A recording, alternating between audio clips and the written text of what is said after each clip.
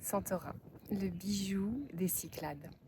Alors, j'ai testé cette île incroyable. Elle est de couleur jaune. Contrairement à toutes les Cyclades qui sont bleu ciel, presque toutes, celle-ci est jaune. Donc, comme tout lieu, pendant les premières heures et les premiers jours, il commence par nous imprégner de l'énergie de sa propre couleur. Ça commence comme ça. Qu'est-ce que c'est que le jaune? Le jaune, c'est la lumière, déjà, mais au sens propre et figuré. C'est être dans la lumière, avoir envie d'être en avant, avoir envie d'être sous le feu des projecteurs. Il y a un côté un peu bling-bling dans le jaune quand il est très intense, donc un besoin un petit peu de se montrer. C'est aussi la couleur de l'ego et d'une forme de, ouais, d'individualité. C'est la couleur du jeu devant le nous. En fait, c'est vraiment, oui, l'individualité, je me montre, je suis sous le feu des projecteurs. Alors, il en faut bien sûr du jaune. Comme toujours, à l'excès, ben, ça devient presque un peu bling-bling, un peu voyant, un peu trop en avant. Ça, c'est vraiment la couleur qui nous imprègne au départ. Il y a aussi un côté très élevé d'une fonction du tri. C'est-à-dire que quand on est dans ce lieu, on sent le besoin déjà de clarté autour de soi. Donc de faire le vide, de faire le tri. Et ça se déploie en fait sur un plan matériel et sur un plan relationnel. On se dit mais qu'en fait on n'a plus du tout besoin de ces personnes autour de nous, qu'on n'a plus du tout besoin de ces objets. On a envie d'y voir clair.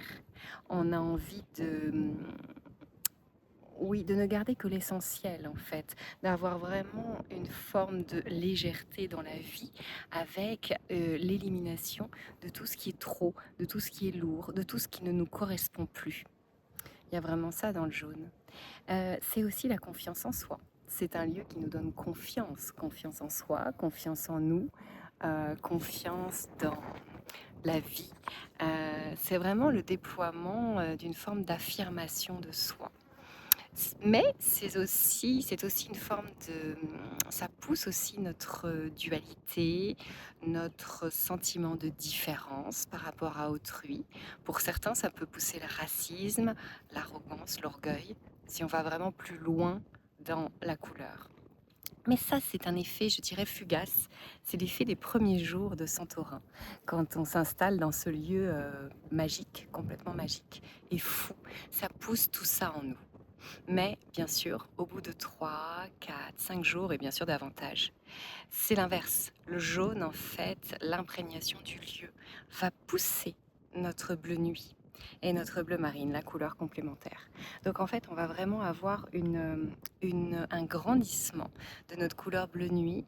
Et notre couleur bleu nuit, c'est une très belle couleur. C'est la couleur du grand tout. C'est la couleur du groupe. C'est la couleur qui va nous faire voir grand, voir large, à la fois en nous, c'est-à-dire que ça va nous permettre de tenir compte de toutes les parties de nous, à la fois de notre mental, par exemple, pour prendre des décisions. Le bleu nuit, lorsqu'il est cette couleur, on l'aime beaucoup. On a l'aptitude à prendre nos décisions, à la fois avec notre tête très rationnelle et aussi notre intuition, notre pif, notre nez, notre sentiment que ça doit être ça, mais qu'on ne peut l'expliquer.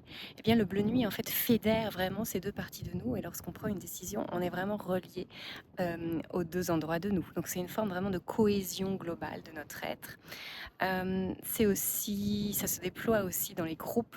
Quelqu'un qui aime beaucoup le bleu nuit, donc cette île qui va pousser ce bleu nuit, va donner l'envie, la capacité de voir le liant entre les gens, et donc va permettre en fait à celui qui est imprégné de bleu nuit et qui devient voilà puissant dans cette couleur, va lui permettre de fédérer les autres et de voir ce qui va relier les gens entre eux et de trouver le lien et de faire le liant entre tout le monde.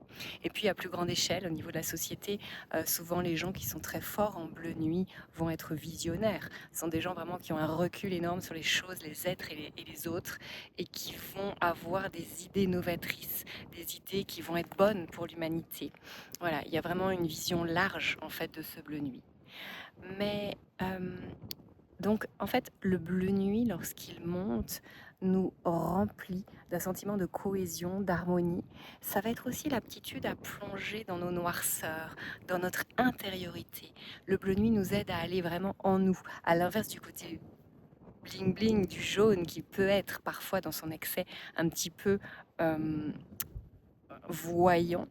Un peu, c'est plus notre extérieur. Le bleu nuit va plonger dans l'intérieur de nous et, euh, et va nous aider vraiment à aller voir toutes les parties de nous. Alors, cette île, en fait, va vraiment faire monter ces aptitudes si on y reste plus de quelques jours. Et ça va faire tout particulièrement du bien à ceux qui ont un bleu nuit très bas. Quand est-ce qu'on a un bleu nuit très bas? On a un bleu nuit très bas lorsque, en fait, la famille dans laquelle on a grandi a été omniprésente et qu'on a un petit peu gommé notre individualité au profit du groupe de la famille en l'occurrence. Et en fait, dans ces cas-là, on rejette la famille parce qu'elle nous a comme aspiré, absorbé. On n'a pas pu exister en tant qu'être, en tant que petit enfant. On a été en fait gommé au détriment de cette famille. Donc ça a été extrêmement douloureux. Et du coup, ce sont des gens qui ont un bleu nuit très bas parce qu'ils rejettent inconsciemment, bien sûr, ce sentiment de groupe. Et pour eux, c'est vraiment un côté je suis seule et ça monte le jaune en général, hein, et j'ai besoin de décider seule, etc. Et donc il y a quelque chose presque qui est assez euh, omniprésent, ce rejet en fait du côté collectif. Ce sont vraiment de grands individualistes. Donc ça va faire beaucoup de bien à ces gens-là qui sont particulièrement, qui résonnent solo. Ça va gonfler leur harmonie, leur cohésion au groupe. Ça va un petit peu adoucir leurs contours et les rendre plus malléables à la société, plus ouverts en fait à cette société. Et à se sentir en fait plus en lien avec elle. Ça va aller au-delà d'une ouverture d'esprit, ça va vraiment aller vers un côté que la société réalise qu'en fait elle peut leur faire du bien et prendre le meilleur de ce côté collectif qui jusqu'à aujourd'hui a été très rejeté. Euh, Comme toujours, c'est à vous de mettre le curseur. Euh, les couleurs, en fait, seul un test de couleurs, hein, bien sûr, permet de dire j'adore cette couleur, je ne l'aime pas, moi je vais pouvoir vous donner une échelle entre 0 et 8 de votre appétence pour la couleur. Après, à vous de voir, là, je donne des grands coups de serpe, c'est-à-dire je fais comme si la couleur était détestée. Donc le curseur est mis presque à 0, par exemple, dans l'exemple que je prends en bleu nuit, mais peut-être que vous êtes à 1 ou 2 et que ça n'est point euh, si extrême, tout simplement. Voilà, donc voilà pour les effets de Santorin sur nous de façon très concise. Je termine en fait en vous montrant cette incroyable caldeira qui est donc jaune malgré la présence incontestée de la mer et qui va donc, après un côté un petit peu peut-être voyant, un côté aussi confiance en soi, un côté culte de la personnalité, va tout doucement nous ramener vers quelque chose de beaucoup plus intérieur et beaucoup